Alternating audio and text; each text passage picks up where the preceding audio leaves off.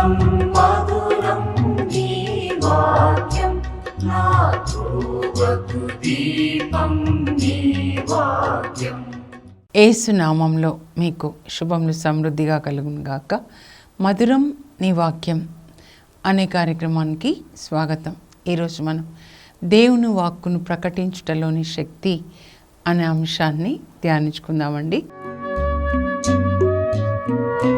మధురం మధురం నీ వాక్యం నా త్రోవకు దీపం నీ వాక్యం. Power of proclamation. నోటితో మనం మాట పలికినప్పుడు ఎంత శక్తి విడుదలవుతుంది అని ధ్యానించుకుందాము. ఒకటి, దేవుని యొక్క వాక్కు శక్తి కలది కదా, అలాగే సాతాన్ వాక్కు కూడా శక్తి ఉంటుంది అన్నమాట. సో దేవుడు చూడండి ఎలా వాక్యంతో విశ్వాన్ని సృజించాడు. ఆది కాండము 1వ అధ్యాయము ఈరోజు మనం 1 నుంచి 26 వరకు చూద్దామండి. అలాగే లూకా సువార్త 18 కూడా మనం ధ్యానించుకుందాము. బర్తిమైకి యేసుప్రభు ఏ విధంగా స్వస్థత ఇచ్చారు. అలాగే మార్కు 25లో 28 ఇంకా కొంచెం రక్తస్రావ రోగి ఎలా స్వస్థత పొందింది మనం చూద్దాం. దేవుని వాక్యానికి శక్తి ఉంటుంది, అలాగే సాతాను వాక్యానికి కూడా శక్తి ఉంటుంది. ఈ భూమి మీద మనం దేవుని వాక్యం పలికామనుకోండి, భూమి అంతా దేవుని శక్తితో దేవుని మహిమతో నింపబడుతుంది. సాతాను వాక్యాలు పలకూడదండి. మనం సాతాను పని చేసేటట్లుగా నేను ఉదాహరణకి కొన్ని చెప్తాను. యేసుప్రభు లాజరు మరణించినప్పుడు లాజరు సమాధి దగ్గరికి వెళ్ళి 4 రోజులు అవుతుంది కదా లాజరు మరణించి, లాజరు వెలుపలికి రా. అప్పుడు మరణించిన లాజరు వెలుపలికి వచ్చేస్తాడు. అంటే దేవుని వాక్యానికి శక్తి ఉంది కదా. అలాగే యాయిరు కుమార్తె మరణించినప్పుడు బాలికా లెమ్ము అంటారు. ఆ అమ్మాయి చేయి పట్టుకొని అమ్మాయి లేస్తుంది. ఇంకా అలాగే ఇంకెవరిని లేపుతారండి ప్రభు? యవనస్తుని లేపుతాడు. నాయుని వితంతు కుమారుని లేపుతాడనమాట. యవనుడా లెమ్ము అనగానే ఆ యవనుడికి ప్రాణం వస్తుంది అన్నమాట. అలా మనం దేవుని యొక్క మాటలు మాట్లాడినప్పుడు మీకు శాంతి కలుగును గాక అంటారు యేసు ప్రభు పునరుత్థానం తర్వాత కదా. Peace be with you. మనం కూడా ఇదే మాట్లాడాలండి. దేవుని యొక్క వాక్యాన్ని విని పాటించండి, ఆజ్ఞలు పాటించండి. ద్వితీయోపదేశకాండం అంటే హీబ్రూ భాషలో ముందు దాని టైటిల్ ఏంటి అంటే డెబారిమ్ అన్నమాట. హీబ్రూ భాషలో కదా రాస్తారు ముందు. డెబారిమ్ అంటే అర్థం ఏంటంటే జ్ఞాపకం ఉంచుకొనండి, దేవుని ఆజ్ఞలు మర్చిపోకుండా జ్ఞాపకం ఉంచుకోండి. మీ నుదుట కట్టుకొనండి, చిన్నగా చేసి కట్టుకుంటారు, ఇక్కడ కట్టుకోండి, అప్పుడు మళ్ళీ తీసి చదువుకోవచ్చు, మీ పిల్లలకి చెప్పండి. డెబారిమ్ జ్ఞాపకం ఉంచుకోండి అని చెప్తున్నారు. జాషువా కూడా మీరు చదివితే అండి 1:8 జాషువాతో చెప్తారు దేవుడు, ఇదో నీవు మోషే నీకు ఇచ్చిన ధర్మశాస్త్రాన్ని ఒరిజినల్ కాపీ అండి, ఇందులో ఏదేది ఉందో అది దివారాత్రములు పాటించు. ఇంగ్లీష్లో ఏముంటుందంటే do not let this law of Moses depart from your eyes. నీ కన్నుల నుంచి పక్కకి తొలగిపోనియొద్దంట. అంటే నీ కన్నులు ఏం చూడాలంటే దేవుని యొక్క వాక్యాన్నే చూడాలి, ఇంకేం చూడకూడదు. ఇది నువ్వు ఇందులో చెప్పినవన్నీ కూడా పఠించి పాటిస్తే నేను నీకు జయమిస్తాను అని ఉంటుంది. ఈ 3 మాటలండి మీరు గుర్తుపెట్టుకోనండి. వాక్యాన్ని ఏం చేయాలంటే పఠించాలండి, తర్వాత ధ్యానించాలి దీని అర్థం ఏంటి అని, తర్వాత దాన్ని పాటించాలన్నమాట. ప్రకటిస్తే ఇంకా చాలా మంచిదండి. అప్పుడు మనకి ఈ వాక్యం మన హృదయంలో ఉంటే కదండి నోటితో పలుకుతాం, అవునా కదా. ఇప్పుడు ఎగ్జామ్స్ వస్తున్నాయి, ప్రార్థన చేయండి అంటే నేను చెప్తానమ్మా, మీరు యెషయా 11:2 చదివి ఇది అందరికీ నెరవేర్చండి. ఇంటర్మీడియట్ స్టూడెంట్స్ అందరికీ నెరవేర్చండి. ఇంకా నేను ఎప్పుడు ఇంకా ఏం చెప్తానంటే మన పిల్లల్ని ఎలా ఆశీర్వదించాలో ఒక పుస్తకం రాయమంటే రాశానండి. దేవుడు రాయమంటే ఇదో దేవుడు నా పిల్లల మీదికి తన ఆత్మని పంపించునుగాక. యెషయా 44:3 అన్నమాట. వారు నీరు కట్టిన తోట వలె కలకల్లాడుదురుగాక. ఆదికాండం 49:22 యోసేపు ఫలించిన కొమ్మ. వాళ్ళ నాన్న దీవిస్తున్నాడు యాకోబు అన్నమాట. నా తండ్రి తాతలైన అబ్రహాం దీవెనలు, ఇస్సాకు దీవెనలు యోసేపు శిరస్సును అధిష్ఠించునుగాక. దేవునికి ఎక్కువగా అంకితమైన యోసేపు తల మీద ఈ దీవెనలు దిగవచ్చునుగాక. ఆకాశ జలంల దీవెనలు, అగాధ జలంల దీవెనలు, పర్వతంల దీవెనలు, ఫలపుష్పంల దీవెనలు నా కుమారుడైన యోసేపు శిరస్సును అధిష్ఠించునుగాక. మీరు మీ పిల్లల్ని ఇలా ఆశీర్వదించాలని మీకు తెలుసా? తెలియాలంటే బైబిల్ చదవాలి కదండి, అవునా? అది యోవేలు 2:28లో ఏముంటుందంటే, అంత్యదినంలో ఈ విధంగా జరుగుతుంది. సాతాను ఒకవైపు తన పనిని జరిగిస్తూ ఉన్నాడు. ఏంటి, ఎక్కడ చూసినా కూడా త్రాగడము, తినడము, దైవభీతి లేదు కదా. ఎంతసేపు సినిమాలని కదా, ఎంతోమందిని చంపుతున్నాడు యవ్వనస్తుల్ని. ఈ సంవత్సరం టకా టకా టకా టకా ఆత్మ వాక్యం లేని వాళ్ళు, పరిశుద్ధాత్మ లేని వాళ్ళు, సాతాన్ని కలిగి ఉన్న వాళ్ళని సాతాన్ చివరికి ఏం చేస్తాడు? నువ్వు తిను త్రాగు అని పాపం చేయించి చివరికి చంపేస్తాడనమాట. దొంగిలించడానికి, హత్య చేయడానికి, నాశనం చేయడానికి వస్తాడు. కానీ నేను జీవం నిచ్చుటకు, దాన్ని సమృద్ధిగా ఇచ్చటకు వచ్చాడు. ఆ జీవం ఆయన మాటల్లో ఉందండి. జీవం గల మాటలు అన్నమాట ఆయన మాటలు కదా. లాజరు వెలుపలికి రా అంటే వచ్చేసాడు కదండి. అలాగే చూడు, ఇదో బెత్సైదా కోనేటి యొద్ద 38 సంవత్సరాల నుంచి ఒక పక్షవాత రోగి ఉంటాడండి. యేసుప్రభు ప్రార్థనా మందిరానికి వస్తూ ఉన్నారు ఆ రోజు విశ్రాంతి దినం. ఇవన్నీ మేము చూసాము, అందుకే నేను చెప్తున్నా, నేను చూశాను. బెత్సైదా కోనేటి యొద్ద చాలామంది రోగులు ఉన్నారు, కానీ ఒక ఆయన 38 సంవత్సరాల నుంచి ఉన్నాడు పక్షవాతంతో. ఆయన బహుకాలం నుండి అక్కడ ఉన్నాడని గ్రహించి ఆయన దగ్గరికి వెళ్ళాడు యేసుప్రభు. నీవు స్వస్థత పొందగోరుచున్నావా అని అడిగి, లేచి నీ పడక ఎత్తుకొని నడు, ఒక్కటే మాట. అప్పుడు ఎంత జీవం చూడండి, ఆయన లేచి పడకెత్తుకొని నడుస్తాడండి. అంత శక్తి ఉంటుంది అన్నమాట.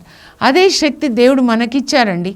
నేను లోకానికి వెలుగు, ఇప్పుడు నేను వెళ్ళిపోతూ మీరు లోకానికి వెలుగని పనిని అప్పగించి వెళ్ళారనమాట.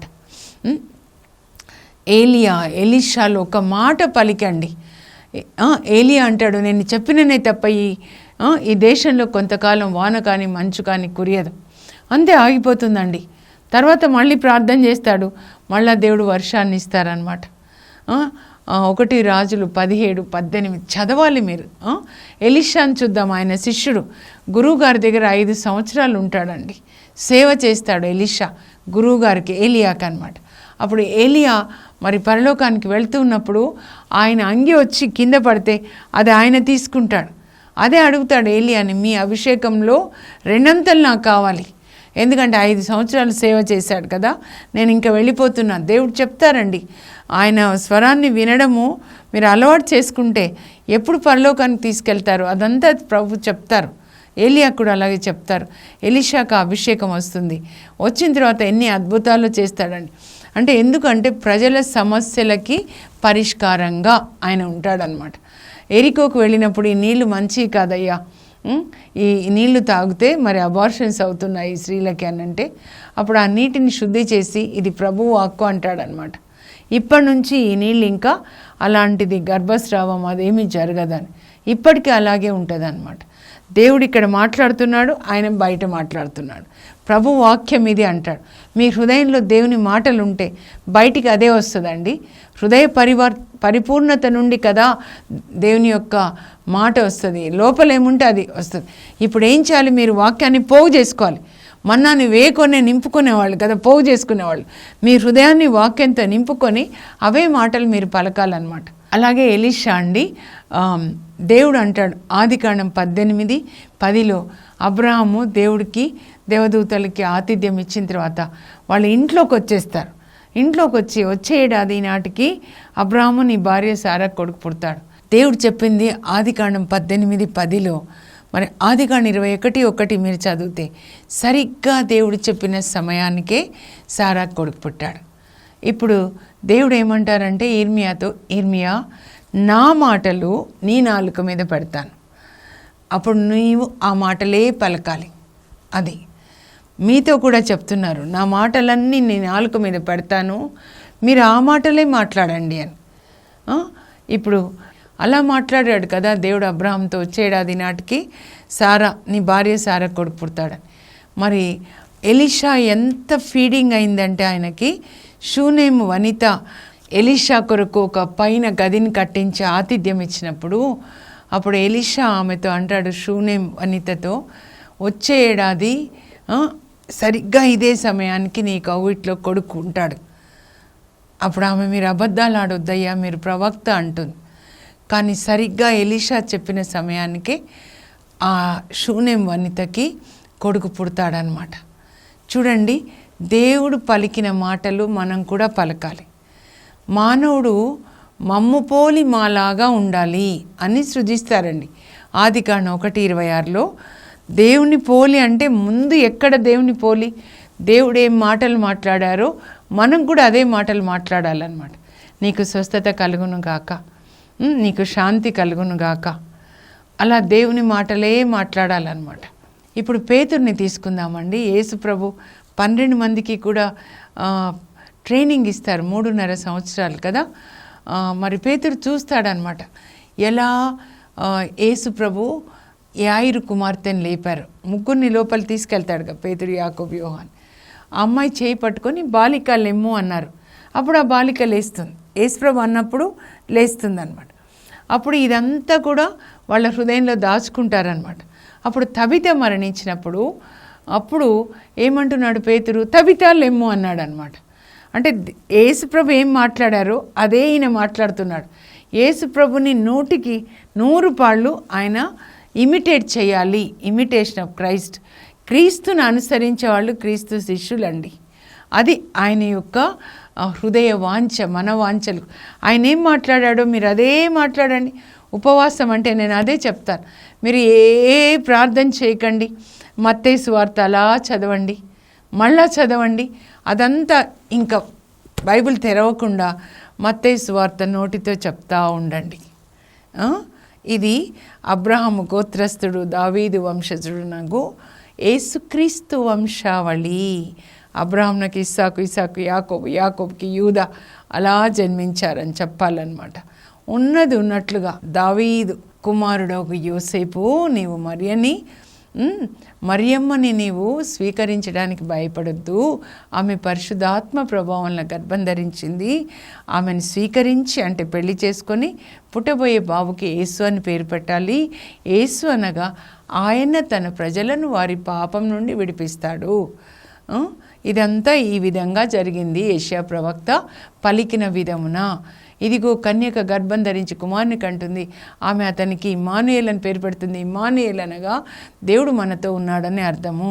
నిద్ర నుంచి మేల్కొనినటువంటి యోసేపు మరియ తల్లిని స్వీకరిస్తాడు. కానీ వారిరువురికి శారీరక సంబంధము లేదు. తర్వాత అట్లా ఇప్పుడు మళ్ళీ ఎక్కడికి వెళ్ళాలంటే ముందు లూకా సువార్త 1 అధ్యాయం, తర్వాత మత్తయి 1, తర్వాత లూకా 2, తర్వాత మత్తయి 2. ఆ తర్వాత మత్తయి 2వ అధ్యాయానికి వచ్చేసరికి యేసు ప్రభు కూడా దాదాపు 2 సంవత్సరాల వయసు. జ్ఞానులు దర్శిస్తారనమాట. యేసు ప్రభుని వెతుక్కుంటూ వస్తారు. యెరూషలేంకి వచ్చి రాంగ్ పర్సన్ దగ్గరికి వస్తారు. హెరోద్ దగ్గర వచ్చేసి, యూదుల రాజుగా జన్మించిన శిశువు ఎక్కడా, ఆయన నక్షత్రమును తూర్పు దిక్కున చూచి మేము ఆరాధింపవచ్చితిమి. ఇలా చెప్పాలండి. ఇదండి ఉపవాసం అంటే. నోటి ఇక్కడి నుంచి ఇక్కడ వాక్యం ఉంటే ఇదే వస్తుంది. ఇప్పుడు సాతానికి సంబంధించిన వాక్యం ఉందనుకో, నోట్లోంచి అదే వస్తుంది. నేను చస్తే బాగుండు, ఈయన అసలే మారడు, అట్లా అని మాటలు వస్తాయన్నమాట. అప్పుడు చస్తే బాగుండంటే అప్పుడు దేవుడు ఏం చేస్తారు, సంఖ్యాకాండం 14 మీరు చదవాలి. ఇజ్రాయేల్ ప్రజలు గొణుగుతూ ఉంటారు. మోషే 12 మందిని అక్కడ వేగు నడిపి రమ్మంటాడు. కానా దేశానికి వెళ్ళి ఎట్లా ఉందో చూసొచ్చి నాకు ఇన్ఫర్మేషన్ ఇవ్వండి అంటాడనమాట. 12 మందిని పంపిస్తే వాళ్ళు 40 దినాలు అక్కడ వేగు నడిపి వచ్చేసి 12 మందిలో 10 మంది అబద్ధాలు చెప్తారు. అమ్మో వాళ్ళు పెద్దగా ఉన్నారు, జైంట్స్, వాళ్ళని మనం జయించలేమని. అప్పుడు విన్న వాళ్ళందరూ ఈ రిపోర్ట్ ఈ ప్రజలకి చెప్తున్నారు కదా. మోషే పంపితే మోషే కదా రిపోర్ట్ చెప్పాలి. ప్రజలకి చెప్తే, అయ్యో ఈ పాడు మోషే ఎందుకు మనల్ని ఇక్కడ తీసుకొచ్చాడు, అక్కడ ఐగుప్తులోనే ఉంటే బాగుండేది, ఈ ఎడాల్లో చచ్చడానికి తీసుకొని వచ్చాడా, చావడానికి తీసుకొని వచ్చాడా, ఇక్కడ చేస్తే బాగుండు, అక్కడ పోయే కంటే అంటే దేవుడు అంటారు, ఈ గొనుగుడు, ఈ ప్రజల గొనుగుడు విని నా చెవులు చిల్లులు పడిపోతున్నాయి, వినలేకపోతున్నాడు అనమాట. మీరు నోటితో ఏమన్నారో అదే నేను మీకు చేస్తా అంటాడు. చస్తే బాగుండన్నారా? మీరు అందరు ఇక్కడే చేస్తారు. 6 లక్షల మంది అక్కడ చేస్తారండి. 2 జాషువా కాలేబ్ తప్ప. ఐగుప్తు నుంచి బయలుదేరిన వాళ్ళు కానా దేశానికి వెళ్ళాలి, కానీ వారి నోటి ఫలము అంటారు అన్నమాట ప్రకారం వాళ్ళు అక్కడ చేస్తారు.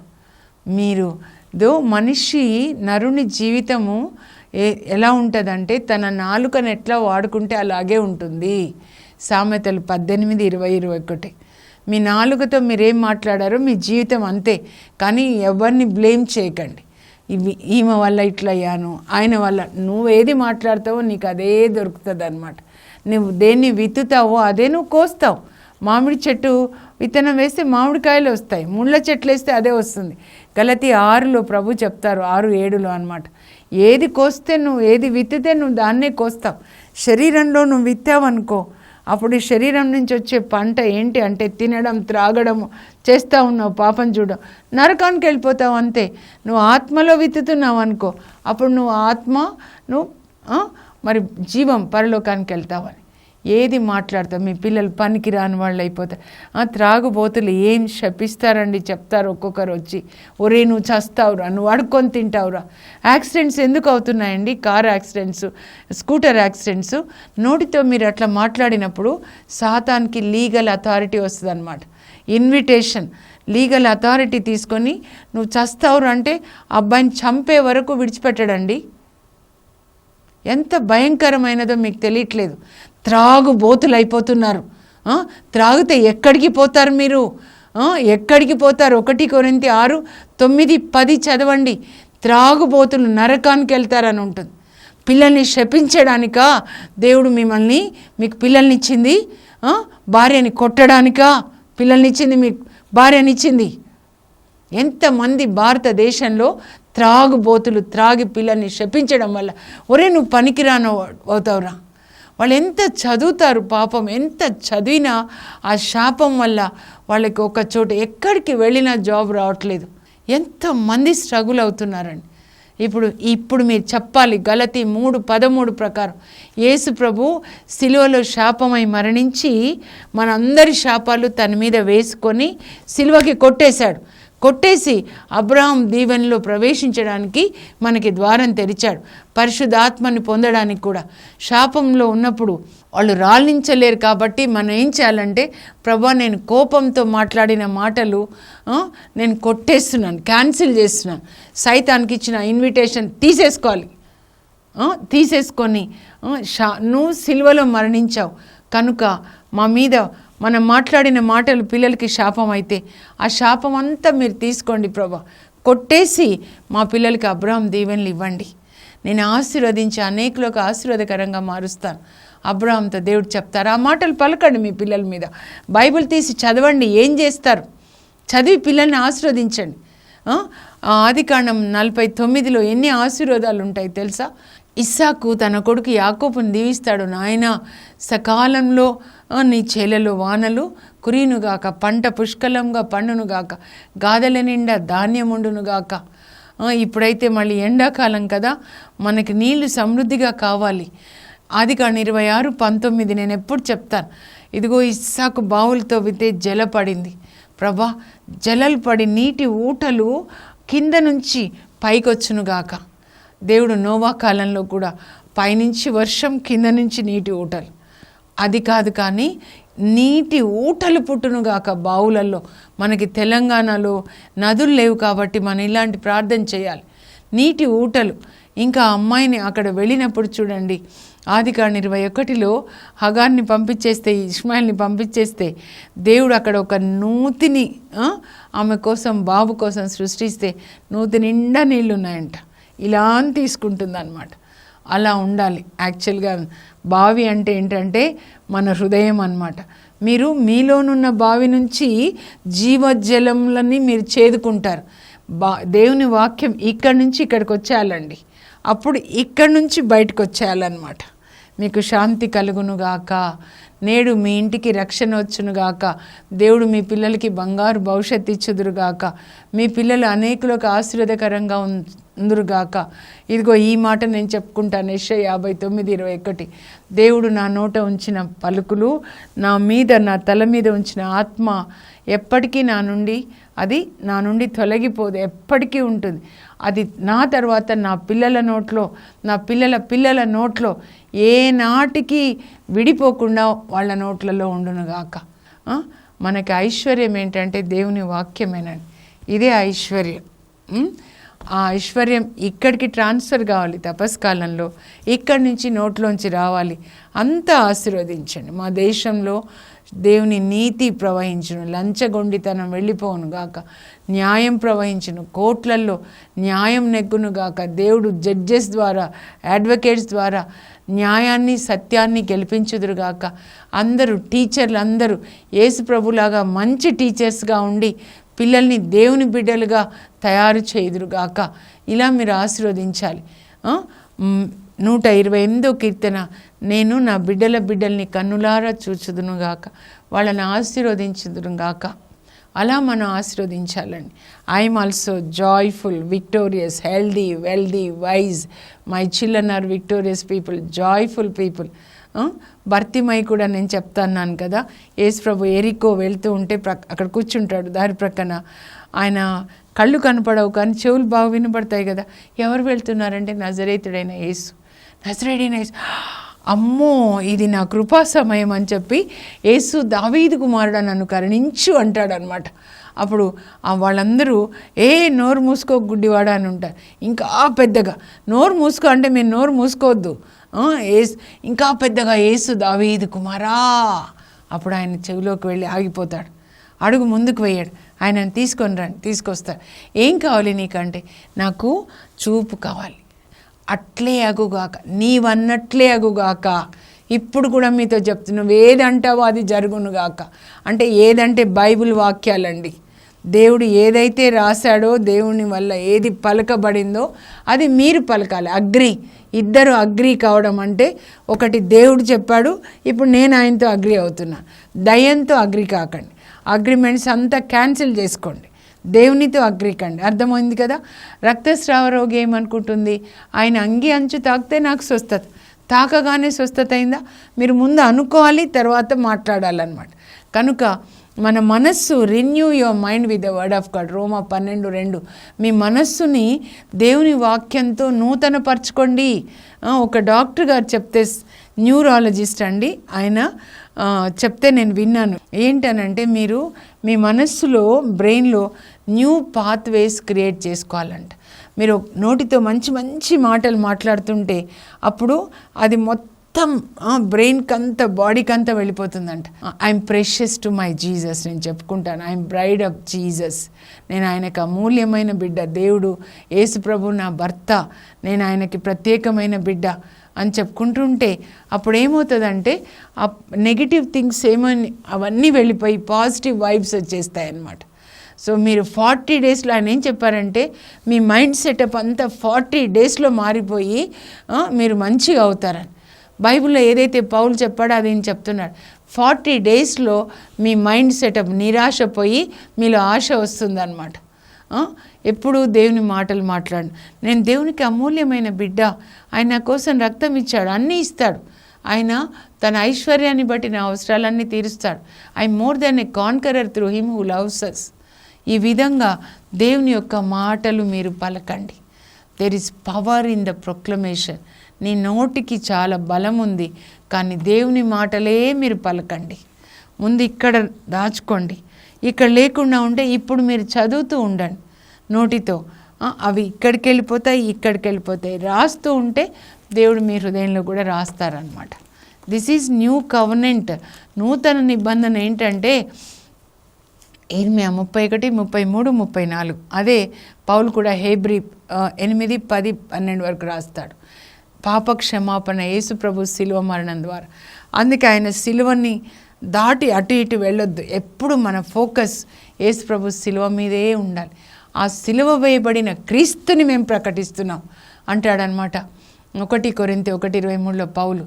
ఇంకా యూదులైతేనేమో అద్భుతాలు కోరుతున్నారు, గ్రీకులేమో జ్ఞానాన్ని. కానీ మాకు అద్భుతాలు వద్దు, జ్ఞానం వద్దు, సిలువ వేయబడిన క్రీస్తుని మేము ప్రకటిస్తున్నాం మా శరీరంలో. అంటే ఆ విధంగా మేము కూడా శ్రమలు పడుతున్నాం. నోటితో చెప్పడం కాదండి, 14 స్థలాలు మీరు అనుభవించాలి, ఇతరులకి సాయం చేయడానికి, వాళ్ళ కోసం త్యాగం చేయాలన్నమాట. ఒకటేమో పాప క్షమాపణ, ఇంకా రెండోది ఏంటంటే పరిశుద్ధాత్మ మన హృదయంలో మనసులో దేవుని యొక్క ఆజ్ఞలు చట్టాలు రాయడం. ఇది నూతన నిబంధన. ఈ నిబంధనలోనికి మనం ప్రవేశించాలి. ప్రార్థన చేసుకుందాం. పరలోకపు మా తండ్రి, మీ పరిశుద్ధ నామమునకు స్తోత్రం కలుగును గాక. మీరు ఆదికాండంలో 8 మాటలు మాట్లాడి అందమైనటువంటి ఈ యొక్క భూమి విశ్వాన్ని సృజించారు ప్రభా. వెలుగు కలుగును గాక, ఆకాశంలో జ్యోతులు అవతరించును గాక, భూమి మొక్కలు మొలిపించును గాక, సాగరంలో ప్రాణులు పుట్టును గాక అని అందమైన విశ్వాన్ని సృజించారు. మేము కూడా మీరు పలికినట్లే మీ బిడ్డలుగా మంచి మాటలు పలికి నైనా అందమైనటువంటి సృష్టిని మేము కూడా మరి సృజించడానికి మీ పిల్లలుగా మా మాటల ద్వారా మాకు కృపను దయచేయండి. మంచి ఇంటిని కట్టుకోవడానికి మాకు కృప దయచేయండి. మా దేశాన్ని మంచిగా కట్టుకోవడానికి, రాష్ట్రాన్ని, మా ఇంటిని మీ మాటలే మేము పలికేటట్లు, మీరు పలికినవే మేము పలికడానికి కృప దయచేయండి. మా హృదయంలో మీ వాక్యము రాయబడును గాక, మనసులో రాయబడును గాక. హృదయం నుండి ప్రభా నోటి ద్వారా ఆ వాక్యము బయటికి వచ్చునుగాక. యేసు నామంలో అడుగుచున్నాం తండ్రి, ఆమెన్. దేవునిలాగా, దేవుని పిల్లలుగా దేవుడు మాట్లాడిన మాటలే మాట్లాడడానికి పరిశుద్ధ ఆత్మని పరలోక తండ్రి యేసుక్రీస్తు ద్వారా మనకు దయచేయను గాక. God bless you. Have a blessed day.